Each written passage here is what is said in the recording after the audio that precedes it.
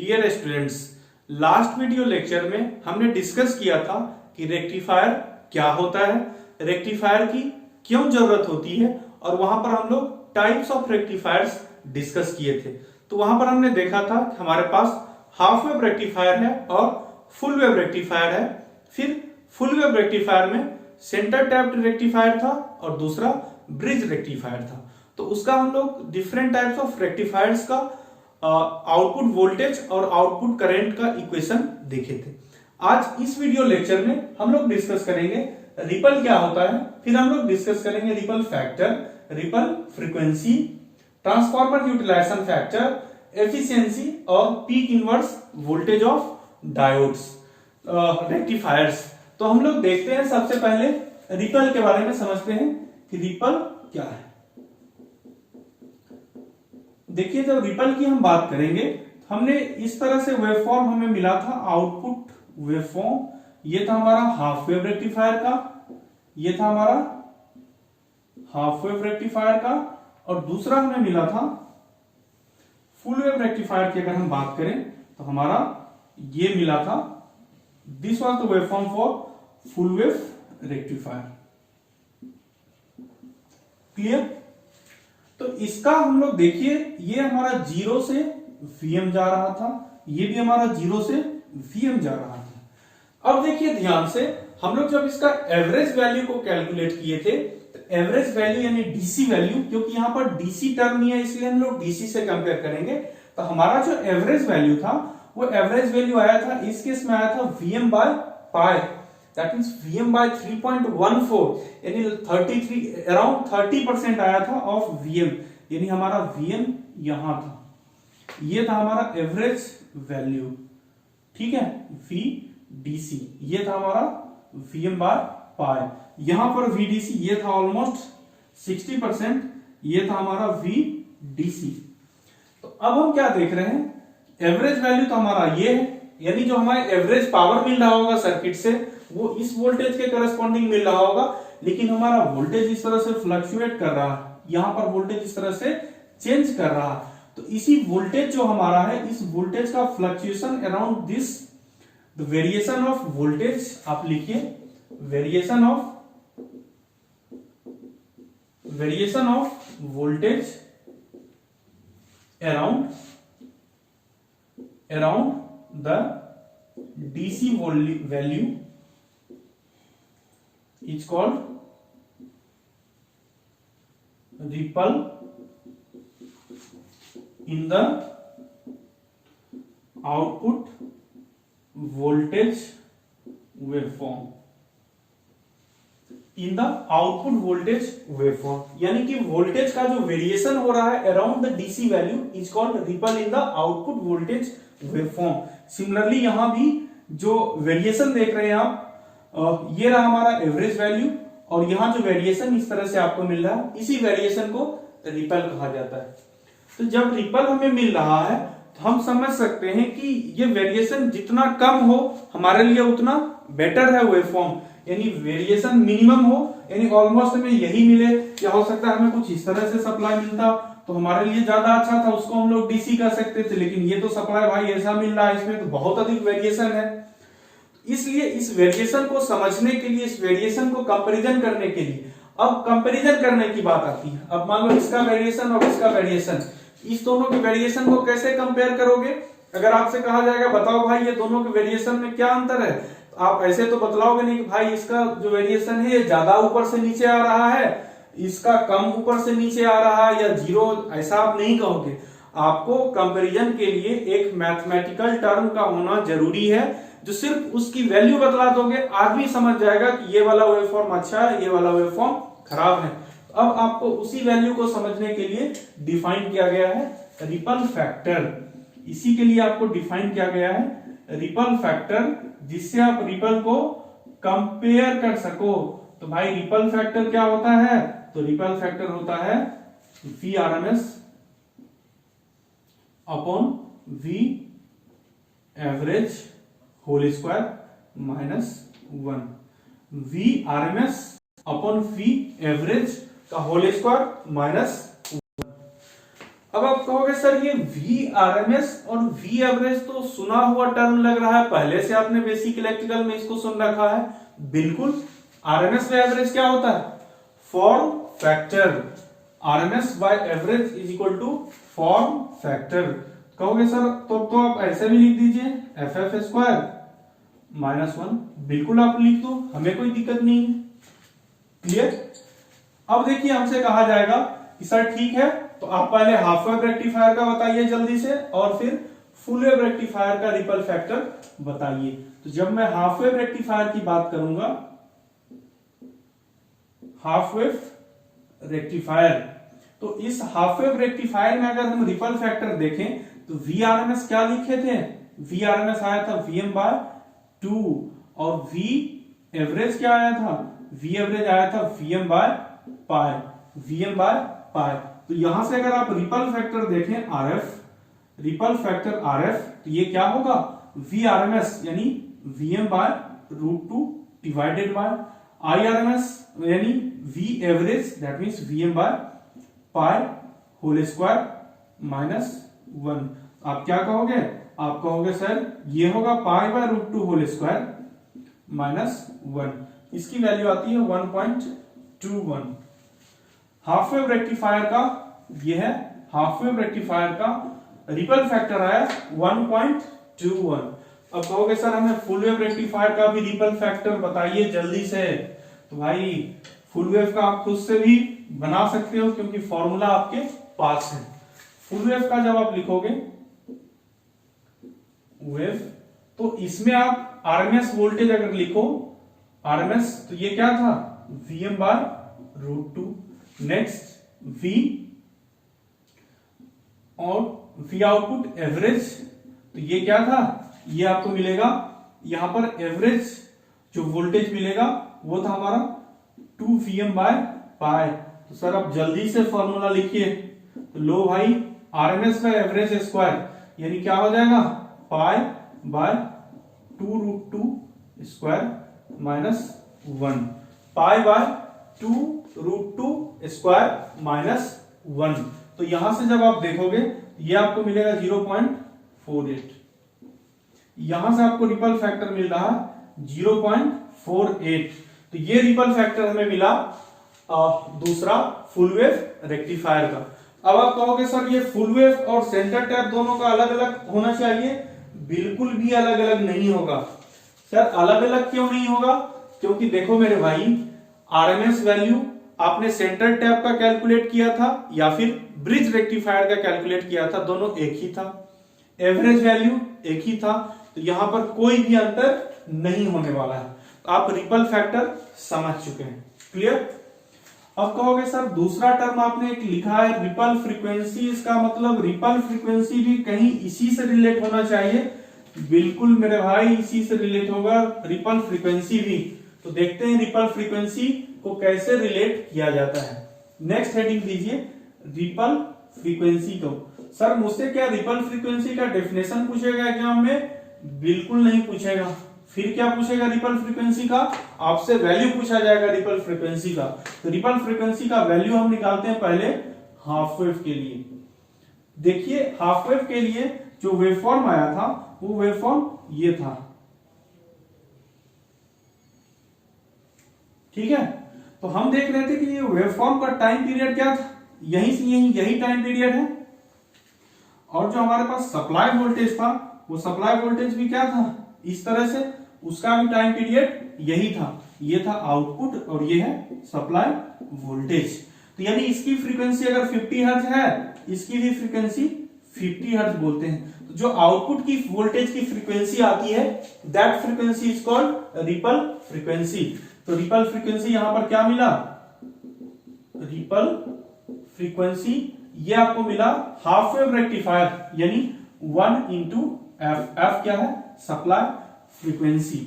तो फिर full wave rectifier के लिए जब आप देखें तो आप फुल वेव रेक्टिफायर के लिए क्या पाओगे? फुल वेव रेक्टिफायर का टाइम पीरियड रिड्यूस हो गया।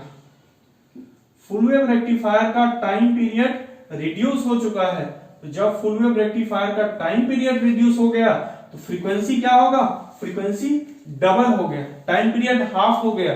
तो फ्रीक्वेंसी क्या हो गया, डबल हो गया। 1 by time period is frequency, यानी जल्दी जल्दी वेवफॉर्म रिपीट होने लगा।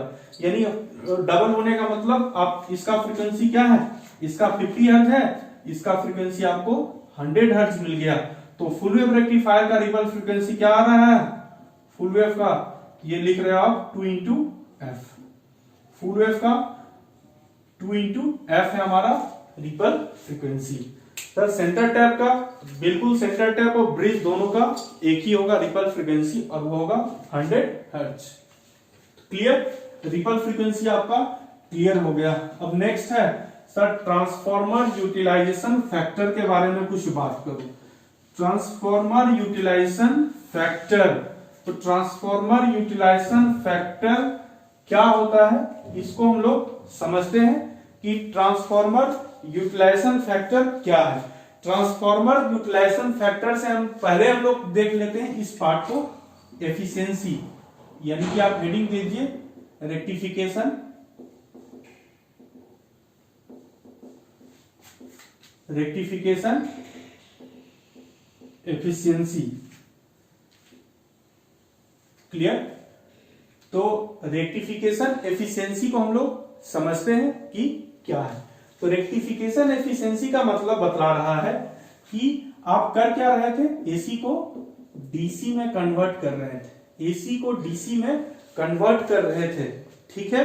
तो वहां पर जो रेक्टिफिकेशन एफिशिएंसी होगा उसको डिफाइन किया गया है, रेक्टिफिकेशन एफिशिएंसी को P DC upon P AC, P DC upon P AC, ये होगा हमारा रेक्टिफिकेशन एफिशिएंसी, ठीक है। तो जब रेक्टिफिकेशन एफिशिएंसी आपका P DC upon P AC होगा, तो अब हम लोग समझते हैं कि पी डीसी और पी एसी क्या क्या होगा। सबसे पहला एग्जांपल लेते हैं हम लोग हाफ वेव रेक्टिफायर का, पहला ले रहे हैं हाफ वेव रेक्टिफायर का। तो हाफ वेव रेक्टिफायर में अगर हम देखें पीडीसी, तो पीडीसी अगर हम देखें तो पीडीसी क्या आएगा, एवरेज आउटपुट वोल्टेज क्या था, VM by pi, average current क्या था, आईएम बाय पाई। तो ये रहा हमारा VM IM divided by pi square, VM IM divided by pi square, ये रहा हमारा P DC, VM IM divided by pi square. Clear. अब दूसरा हम लोग यहां पर पी एसी डिस्कस करते हैं। तो पी एसी क्या होगा, पी एसी जब आप हाफ वेव रेक्टिफायर में लिखें तो हाफ वेव रेक्टिफायर में हमारे पास जो आरएमएस वैल्यू है वोल्टेज का वो क्या है, वीएम बाय 2 इंटू करंट की आरएमएस वैल्यू है आईएम बाय 2। तो यहां से क्या मिल रहा है, यहां से मिल रहा है हमें 4, यहां से मिल रहा है हमें वीएम आईएम बाय 4। क्लियर। तो जब हम यहां से ईटा लिखें, ईटा हाफ वेव का, तो हाफ वेव का ईटा क्या होगा, P DC upon P AC. तो पी डीसी देखिए डिवाइडेड बाय पी एसी करिए, तो ये क्या होगा, VM IM divided by pi square divided by, denominator का टर्म आएगा वीएम आईएम डिवाइडेड बाय 4। तो यहां से क्या मिल रहा है, यहां से मिल रहा है 4 bye pi square, 4 bye pi square. Sir इसकी वैल्यू जल्दी से हमें परसेंटेज में बताओ, तो परसेंटेज में क्या करोगे, इंटू 100% कर दोगे, ये परसेंटेज में मिल जाएगा। तो ये जो वैल्यू मिलेगा ये मिलेगा 40.6%। सर हाफ वेव रेक्टिफायर की रेक्टिफिकेशन एफिशिएंसी बहुत कम है। हाँ भाई ये बहुत कम है, ये 40.6% रेक्टिफिकेशन एफिशिएंसी है, तो ये कम है, ये है हाफ वेव रेक्टिफायर का। Next sir full wave rectifier का बताइए। एक बात बताओ कि फुल वेव रेक्टिफायर में भी क्या होगा रेक्टिफिकेशन एफिशिएंसी, चाहे आप सेंटर टैप का लो या फिर आप ब्रिज रेक्टिफायर का लो, रेक्टिफिकेशन एफिशिएंसी तो वही सेम होगा दोनों के लिए, क्योंकि उसमें भी एवरेज वैल्यू बराबर है और आरएमएस वैल्यू दोनों का बराबर है। तो हम लोग लिखते हैं फुल वेव रेक्टिफायर का, फुल वेव रेक्टिफायर का, चाहे सेंटर टैप हो या ब्रिज रेक्टिफायर हो। सबसे पहले पीडीसी लिखें तो क्या होगा, 2 VM by pi into 2 Im पाई।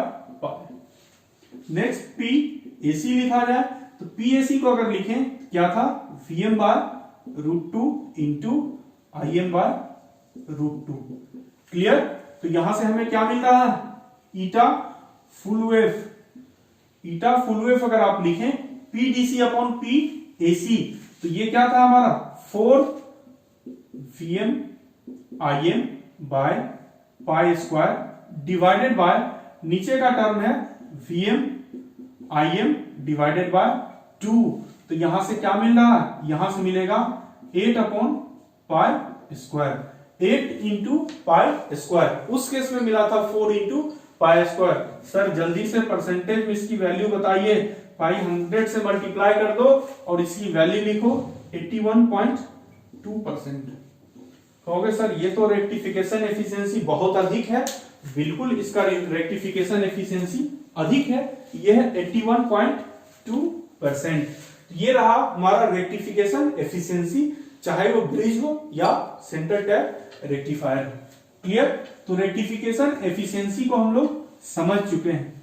तो रेक्टिफिकेशन एफिशिएंसी जब समझ चुके हैं तो नेक्स्ट हमारा टॉपिक है transformer utilization factor. Our next topic is transformer utilization factor. Transformer utilization factor. तो भाई ट्रांसफॉर्मर यूटिलाइजेशन फैक्टर क्या होता है, तो देखिए ट्रांसफॉर्मर यूटिलाइजेशन फैक्टर को अगर हम निकालें तो ट्रांसफॉर्मर यूटिलाइजेशन फैक्टर हमारा होता है कि जो ट्रांसफॉर्मर का पावर होता है, यानी कि हम यहां पर ये देखना चाह रहे हैं कि हम जो ट्रांसफॉर्मर का यूज कर रहे हैं वो ट्रांसफॉर्मर हमारा कितना यूटिलाइज हो पाया है। This is the measurement of indication of utilization of transformer. तो देखिए हम लोग सबसे पहले ट्रांसफॉर्मर का यूटिलाइजेशन लिखें तो हम लोग देखिए इसके लिए देखिए हमारे पास एक ट्रांसफॉर्मर है, एक हमारे पास ट्रांसफॉर्मर है। ट्रांसफॉर्मर की प्राइमरी वाइंडिंग हुई और ये ट्रांसफॉर्मर का सेकेंडरी वाइंडिंग है। तो देखिए यहां पर क्या करना पड़ेगा, हम लोग ट्रांसफॉर्मर यूटिलाइजेशन फैक्टर प्राइमरी का निकालेंगे, ट्रांसफॉर्मर यूटिलाइजेशन फैक्टर सेकेंडरी का निकालेंगे और फिर दोनों का एवरेज करेंगे, यानी TUF primary plus TUF secondary divided by 2। ये जो आएगा हमारा, ये टोटल परसेंटेज में हमारा आंसर आएगा। TUF will be equal to TUF primary plus TUF secondary divided by 2। तो अब देखिए हमारे पास हाफ वेव रेक्टिफायर है। सबसे पहले हमारे पास हाफ वेव रेक्टिफायर है, पहला ले रहे हैं हाफ वेव रेक्टिफायर। तो हाफ वेव रेक्टिफायर क्या है, इसको हम लोग हाफ वेव रेक्टिफायर का ट्रांसफॉर्मर यूटिलाइजेशन फैक्टर क्या होगा। देखो भाई हम हाफ वेव रेक्टिफायर एक बना रहे हैं, यही हाफ वेव रेक्टिफायर है, ये ट्रांसफॉर्मर है और ये एक डायोड लगाए हैं, ये लोड रेजिस्टेंस RL है, ये प्लस माइनस V नोट मिल रहा है, ये प्लस माइनस V नोट मिल रहा। क्लियर। तो जब इसका हम ट्रांसफॉर्मर यूटिलाइजेशन फैक्टर लिखेंगे, when you write its transformer utilization factor, तो ट्रांसफॉर्मर यूटिलाइजेशन फैक्टर इसका क्या होगा।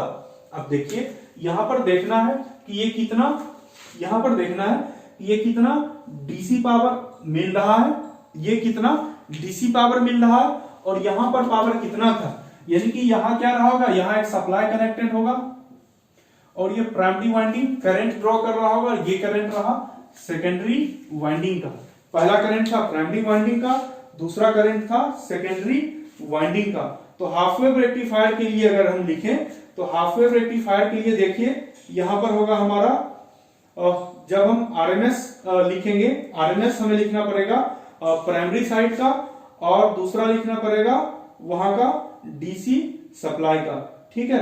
तो RMS अगर आप प्राइमरी साइड का लिखिएगा तो वो RMS क्या होगा, यहां पर देखिए प्राइमरी साइड का अगर आप RMS वोल्टेज लिखिएगा यहां का, तो देखिए ये सप्लाई वोल्टेज हमारा क्या है, ये सप्लाई वोल्टेज हमारा Vs है, यानी Vm sin ओमेगा t है, Vm sin ओमेगा t है। हम मान लेते हैं 1:1 का टर्न्स रेशियो है, ये भी क्या है Vm sin ओमेगा t। अब चूंकि हम इस ट्रांसफॉर्मर की बात कर रहे हैं तो इस ट्रांसफॉर्मर का प्राइमरी अगर हम देखें, प्राइमरी का, तो प्राइमरी के लिए देखिए यहां का वोल्टेज क्या है, Vm/√2। आरएमएस वोल्टेज क्या है, Vm/√2। अब कोई आपसे कहेगा सर इस पार्ट का आरएमएस वोल्टेज बताओ। एक बात बताओ, यहाँ ये ट्रांसफॉर्मर है, इस ट्रांसफॉर्मर को डायरेक्ट आप यहाँ पर इसका सेकेंडरी बता रहे हैं। भाई जो वोल्टेज प्राइमरी का होगा वही वोल्टेज सेकेंडरी का होगा, 1:1 टर्न्स रेशियो मान लिए। तो यहाँ का वोल्टेज क्या होगा, Vm/√2। अभी आप कहोगे सर आपने तो बतलाया था यहाँ का आरएमएस वोल्टेज है Vm/2 हाफ वेव में, तो वो यहाँ का है क्योंकि आधा अनयूटिलाइज हो रहा है, इसीलिए तो हम यूटिलाइजेशन फैक्टर डिफाइन कर रहे हैं। आधा पार्ट यहाँ पर यूटिलाइज हो रहा है और आधा पार्ट अनयूटिलाइज हो रहा है, हाफ वोल्टेज। तो हाफ वोल्टेज जो यूटिलाइज हो रहा है भाई, लेकिन वोल्टेज तो हमको टोटल देना पड़ेगा यहाँ पर ना, तो हम लोग और प्राइमरी सेकेंडरी का वोल्टेज बराबर, इसलिए TUF primary will be equal to TUF secondary. ठीक है, तो यहाँ पर RMS average divided by RMS, तो एवरेज क्या है, एवरेज यहाँ पर देखिए एवरेज पावर यानी Vm/π into Im/π divided by average power. तो यहां पर देखिए जो पावर हम लिखेंगे इसका वोल्टेज क्या है, Vm/√2 इंटू, अब कोई कहेगा सर आरएमएस करंट कितना हो, तो देखो ट्रांसफॉर्मर जब ये पॉजिटिव निगेटिव था तभी ये ट्रांसफॉर्मर करंट ड्रॉ कर रहा था, और ये करंट आरएमएस क्या था, यहां पर आरएमएस करंट आया था Im/2। निगेटिव में कोई करंट नहीं ड्रॉ कर रहा है, ठीक है, निगेटिव में इसका करंट फ्लो ही नहीं कर रहा है, जब ये माइनस और ये प्लस होगा, निगेटिव हाफ साइकिल। तो आप क्या लिखोगे सर, ये करंट को लिखना पड़ेगा Im/2, तो यहां से आ रहा है 2√2 डिवाइडेड बाय पाई स्क्वायर, तो 2√2 बाय पाई स्क्वायर यानी इसकी वैल्यू आ रही है 28.6%। Transformer utilization factor of half wave rectifier, primary secondary दोनों बराबर होगा तो दोनों का एवरेज भी बराबर, आप डायरेक्ट लिखोगे 28.6%। So this is the transformer utilization factor of half wave rectifier। अब दूसरा है, दूसरा कहोगे सर, दूसरा हमें बतलाना है ब्रिज रेक्टिफायर का। अब फुल वेव में दो आएगा, तो फुल वेव में पहले हम लोग देखते हैं ब्रिज रेक्टिफायर का।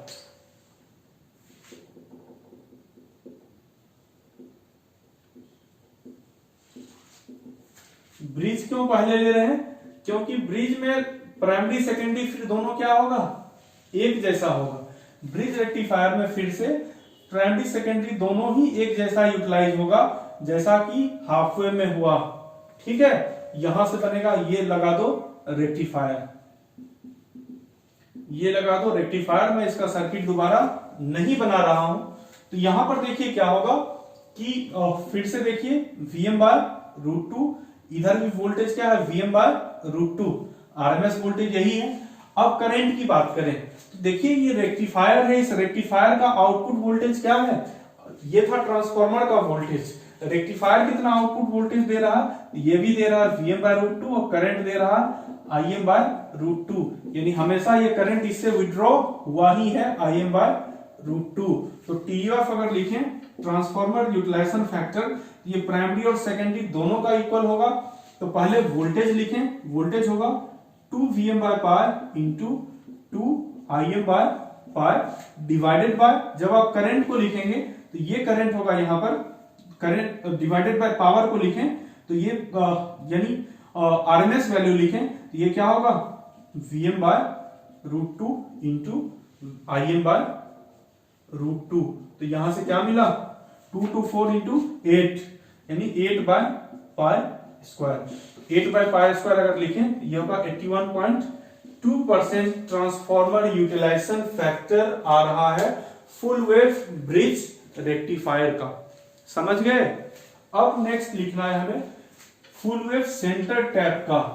तो ब्रिज तक हमें कोई दिक्कत नहीं थी, आपको जब दिक्कत होगी वो दिक्कत होगी सेंटर टैप में। तो सेंटर टैप में थोड़ा ध्यान रखिए, यहां पर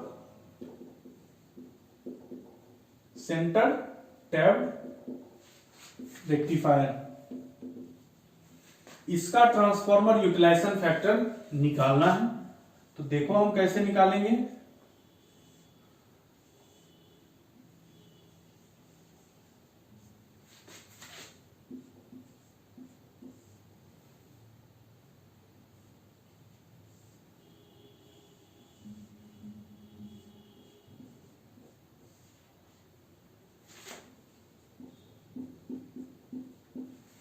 V नॉट। ठीक है, ये रहा प्राइमरी और ये रहा secondary. This one is primary और दिस वन इज सेकेंडरी। तो जब आप, और ये रहा हमारा लोड, ये रहा हमारा लोड। तो देखिए सिर्फ आप प्राइमरी का पहले हमें निकालना है, TUF प्राइमरी लिखना है। तो यहां पर भी क्या लिखिएगा, सबसे पहले लिखिए एवरेज वैल्यू। एवरेज वैल्यू यहां पर क्या होगा इसके अक्रॉस, वो एवरेज वैल्यू सेम होगा 2Vm by pi into 2Im by pi, clear, divided by. अब देखिए प्राइमरी का यहां से कितना सप्लाई कर रहा है, Vm sin omega T. Primary से सप्लाई कर रहा है Vm sin ओमेगा टी, तो यहां का आरएमएस वैल्यू क्या होगा, Vm बाय रूट टू। हमने लिखा Vm by root two. Next, अब यहां पर करंट कितना जा रहा है, तो प्राइमरी से कितना करंट विड्रॉ करेगा, जितना सेकेंडरी से विड्रॉ कर रहा है। सेकेंडरी से कितना विड्रॉ कर रहा है भाई, इधर कर रहा है Im sin ओमेगा टी, इधर भी Im sin ओमेगा टी। यानी कि जो आप मान लीजिए ट्रांस रेशियो यहाँ पर 1:2 है, या कि Vm sin ओमेगा टी यहां से दे रहा है, यहां से भी Vm sin ओमेगा टी, यहां से भी Vm sin ओमेगा टी। तो करंट क्या है, करंट इसके थ्रू हमेशा इसी डायरेक्शन में I not sin omega T flow करता रहा है। तो यानी कि I not sin omega T का मतलब आरएमएस वैल्यू होगा Im बाय रूट टू। तो यहां से मिलेगा क्या आपको 8/पाई²। तो फिर से लिखोगे T1.2%। तो ठीक है सर, ये किसका आया, transformer utilization factor of primary winding. अब आपका टारगेट है TUF सेकेंडरी का लिखना, TUF सेकेंडरी का लिखना। तो सेकेंडरी का भी लिखने के लिए हम क्या करेंगे, सर कहोगे हम तो पहले एवरेज लिखेंगे, एवरेज में हमें कोई चेंजेस नहीं आने वाला है। एवरेज हम लिखेंगे तो लिख दो भाई एवरेज, क्लियर, डिवाइडेड बाय। अब यहां पर आपका क्या कहना है, आपका कहना है कि सर 1:2 ले लिए हैं, तो ये भी वोल्टेज क्या है, Vm sin ओमेगा टी। ये भी वोल्टेज है Vm sin ओमेगा टी। अच्छी बात है, ये दोनों वोल्टेज आपका Vm sin ओमेगा टी है। आप कहोगे सर ये भले आधे में कंडक्ट करे आधे में कंडक्ट ना करे, लेकिन ये वोल्टेज तो यहाँ अवेलेबल हम तो करके रखे हैं। मेरी गलती क्या है, हम तो यहाँ पर Vm sin omega T available करा कर रखे हैं, तुम यूटिलाइज करो या नहीं यूटिलाइज करो। अब ये लेक्चर मैं आपको पढ़ा रहा हूँ, आपके ऐप पर अवेलेबल है, तो आप उसको देख रहे हो या नहीं देख रहे हो ये आप पर है, आप यूटिलाइज करो या नहीं करो ये आप समझो। लेकिन अगर आपका रिजल्ट नहीं आया, यानी रिजल्ट परसेंटेज क्या होगा, कम होगा। तो यानी यहाँ पर क्या होगा, Vm बाय रूट टू, यहाँ भी Vm बाय रूट टू है। ये कहेगा भाई हम तो Vm बाय रूट टू है, कहे ठीक है, इसका भी Vm बाय रूट टू, इसका भी Vm बाय रूट टू। पहले का लिख रहा हूं, आधे वाइंडिंग का पहले लिख रहा हूं, आधे वाइंडिंग का पावर लिखिए, फिर आधे वाइंडिंग का पावर लिखिए, इनटू ये आधे वाइंडिंग का करंट कितना है, ये करंट तो आधे में जा रहा है, आधे में तो करंट नहीं जा रहा है, ये यूटिलाइज नहीं कर रहा, ये इधर से इधर गया तो नहीं यूटिलाइज कर रहा है। इसका करंट क्या होगा, इनटू हो जाएगा Im बाय 2, प्लस कहेगा भाई दूसरा वाइंडिंग हम तो है ना, मेरा भी उतना लिखो, हम भी उतना कंट्रीब्यूट कर रहे हैं, लिख दो उसका इंटू Im बाय 2। ये क्या होगा 1/2 ये दोनों ऐड होगा, ऊपर क्या होगा 4Vm Im divided by pi, divided by यहां पर पाई² होगा, और नीचे क्या हो जाएगा Vm Im बाय रूट 2 हो जाएगा। तो यहां से आप क्या लिखोगे, आप लिखोगे 4√2 डिवाइडेड बाय पाई²।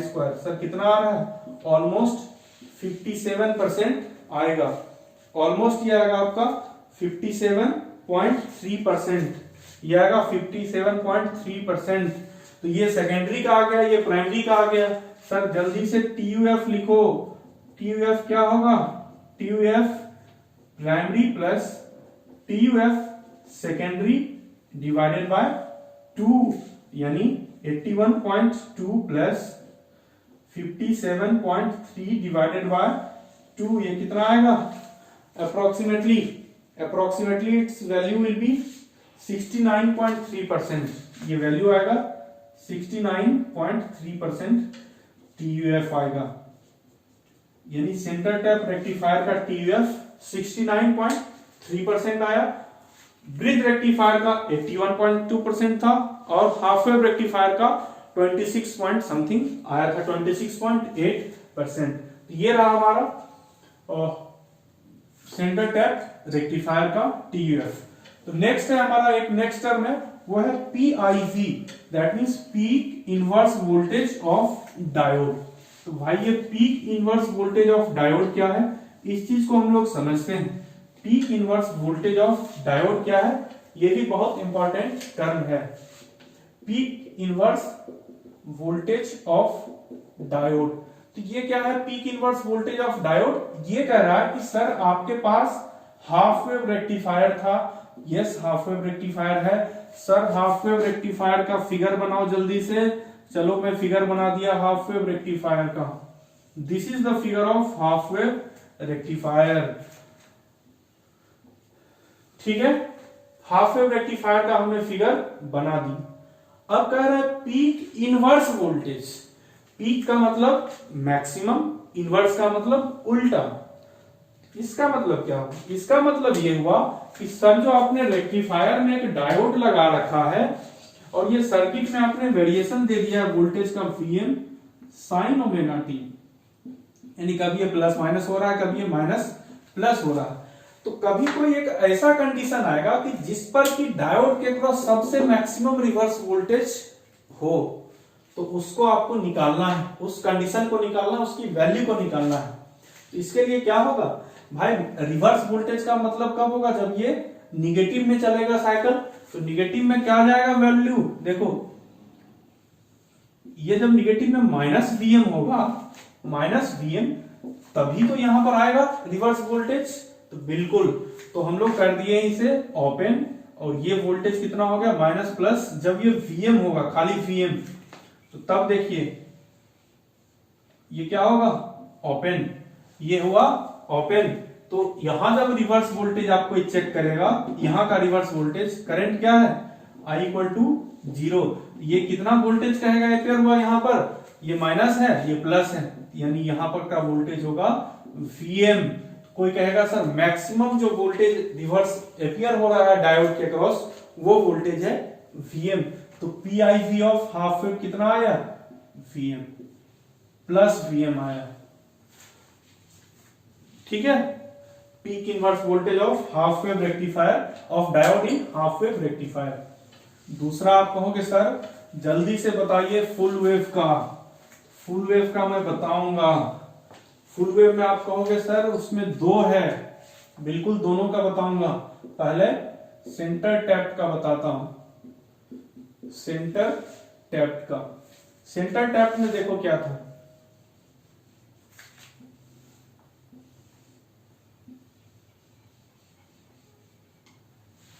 ये रहा सेंटर टैप का डायोड,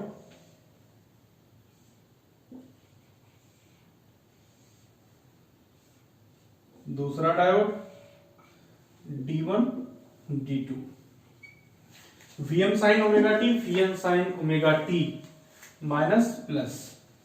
तो हम कहते हैं प्लस माइनस, यानी पहले यहां पर प्लस Vm मैक्सिमम वोल्टेज है, यहां भी पॉजिटिव साइकिल का जो मैक्सिमम वोल्टेज है 0 = π/2 आ रहा है, उस वोल्टेज को हम यहां पर लिख रहे हैं। तो जब ये वोल्टेज प्लस होगा तो ये डायोड क्या होगा, शॉर्ट सर्किट की तरह काम करेगा। ये डायोड ऐसे रहेगा शॉर्ट सर्किट, डायोड ऐसे चला, यहां से यहां करंट आएगा। तो यहां से करंट ऐसे आ रहा है, आप किरचॉफ वोल्टेज लॉ लगाओ, तो यहां का वोल्टेज Vm, तो यहां का वोल्टेज कितना, ये भी होगा Vm, तो माइनस प्लस Vm मिल गया। लेकिन उस समय इस डायोड की स्थिति क्या होगी, प्लस माइनस, यानी ये डायोड क्या होगा, ओपन सर्किट होगा। ये डायोड हो गया ओपन सर्किट। अब कह रहा है सर इस स्थिति में इसके अक्रॉस वोल्टेज कितना हो रहा है, देखो ये क्या है माइनस प्लस। इस सर्किट में ऐसे आओ, इस सर्किट में ऐसे आओ, आप KVL अप्लाई कर दो, यहां से स्टार्ट करो लिखना माइनस Vm, यहां भी क्या negative terminal minus Vm plus, यही PIV सर में लिखना है, तो इसका वोल्टेज ही रख दो PIV, minus plus PIV plus PIV = 0। तो यहां से क्या आ रहा है, PIV क्या आ रहा है 2Vm, PIV = 2Vm, यानी सेंटर टैप में आया PIV = 2Vm। इसका मतलब क्या है, इसका मतलब सेंटर टैप ट्रांसफार्मर आप बना रहे हैं, तो वहां पर आपको जो सबसे मैक्सिमम रिवर्स वोल्टेज डायोड के अक्रॉस मिलेगा वर्स्ट कंडीशन में, तो वो क्या मिलेगा 2Vm। कहोगे सर यहाँ का 2Vm आया, यहाँ का कितना होगा, इसके लिए इसको माइनस, इसको प्लस, इसको माइनस, इसको प्लस कर दो, फिर ऐसे घूमेगा और यहाँ पर ये ओपन मिलेगा, फिर से ये क्या मिलेगा, 2Vm मिलेगा। क्लियर? ये हो गया सेंटर टैप्ड का। आपको क्या ब्रिज का कोई डिफरेंस लग रहा है? तो हाँ बिल्कुल, ब्रिज रेक्टिफायर में आपको डिफरेंट वोल्टेज मिलेगा। You will get different voltage in bridge rectifier. तो डिफरेंट वोल्टेज क्यों मिलेगा इसको आप समझिए।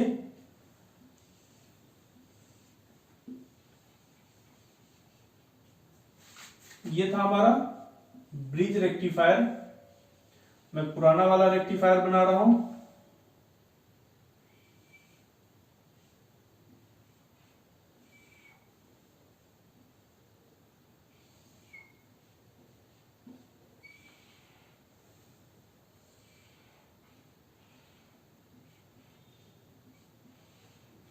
ठीक है, यहां से करंट आ रहा है प्लस माइनस वी नोट। अब कहोगे सर एक कोई कंडीशन लीजिए मैक्सिमम वाला, तो मैं कंडीशन ले रहा हूं, ये प्लस है, ये माइनस है और ये Vm वोल्टेज है, यानी मैक्सिमम वोल्टेज आ रहा है 0 = π/2। तो जब ये मैक्सिमम वोल्टेज आएगा तो ये डायोड क्या होगा, प्लस, यानी ये डायोड शॉर्ट सर्किट। यहां से चला करंट ऐसे, ये डायोड शॉर्ट सर्किट। क्लियर? लेकिन यहीं पर ये डायोड क्या रहेगा, आप कहोगे सर ये डायोड तो ओपन रहेगा, यहां पर रिवर्स वोल्टेज अप्लाई होगा। ये डायोड क्या रहेगा, सर ये भी ओपन रहेगा, रिवर्स वोल्टेज अप्लाई होगा। ठीक है, अब देखिए जब ये यहां पर कंडीशन ऐसा बना हुआ है, यहां का वोल्टेज अगर Vm है तो यहां का वोल्टेज क्या होगा, यहां का भी वोल्टेज होगा Vm, यहां का भी वोल्टेज होगा Vm। यहां का वोल्टेज अगर Vm है तो यहां का भी वोल्टेज क्या होगा, Vm। अब कहोगे सर इस डायोड के अक्रॉस कितना वोल्टेज इस कंडीशन में हो रहा है, आप चलो ऐसे पूरा सर्किट बंद, एक Vm बच रहा है जो इस डायोड के अक्रॉस रिवर्स में आ रहा है। तो आप कहोगे सर यानी यहां प्लस यहां माइनस, ये हो गया Vm। तो ये PIV इस डायोड का कितना हुआ, Vm, इस डायोड का PIV Vm। कहोगे सर इस डायोड का बताओ, ले लो इस डायोड का, यहां से सर्किट में ऐसे आओ, ये सर्किट करंट नहीं फ्लो कर रहा है इस सर्किट में, इसके अक्रॉस वोल्टेज क्या होगा, जो वोल्टेज इसके अक्रॉस होगा। यानी कि ब्रिज रेक्टिफायर की अगर हम बात करें, ब्रिज रेक्टिफायर में तो यहां पर जो PIV मिलेगा, PIV, this PIV will be equal to Vm। ये PIV यहां पर मिलेगा Vm। क्लियर? तो आपने देख लिया कि जो सेंटर टैप रेक्टिफायर है उसमें PIV डबल हो रहा है, यानी 2Vm मिल रहा है, और जो हमारा ब्रिज रेक्टिफायर है इसका PIV Vm मिल रहा है। क्लियर? तो ये रहा हमारा रेक्टिफायर के बारे में हम सारी चीजें डिस्कस कर लिए। नेक्स्ट वीडियो लेक्चर में हम इसका कंपैरिजन करेंगे तीनों रेक्टिफायर्स के बीच में, यानी एक टेबल ड्रॉ करेंगे और अभी तक जितने पैरामीटर्स कैलकुलेट किए हैं इसी के वैल्यूज को कंपेयर करेंगे, और इसके बाद हम लोग फिल्टर से स्टार्ट करेंगे और वहां पर कुछ न्यूमेरिकल क्वेश्चंस भी डिस्कस करेंगे, और उसका नेक्स्ट वीडियो लेक्चर में हम लोग फिल्टर्स स्टार्ट करेंगे।